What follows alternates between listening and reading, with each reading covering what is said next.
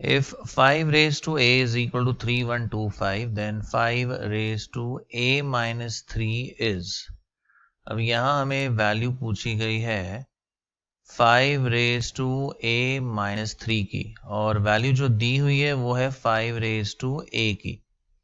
तो सबसे पहले हम इसे ऐसे स्प्लिट कर सकते हैं as 5 raise to a upon 5 raise to 3, because you know that a raise to m upon a raise to n होता है a raise to m minus n।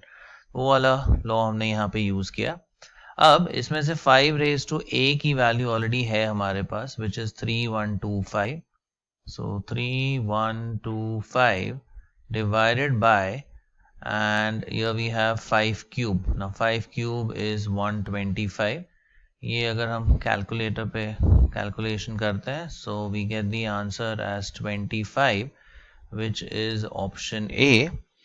अब ये वाला पार्ट हम ऐसे भी सिंप्लीफाई कर सकते हैं। 3125 is actually 5 raised to 5, and 125 है 5 cube, right? So this could be written as 5 raised to 5 minus 3, which is 5 square, and 5 square is again 25.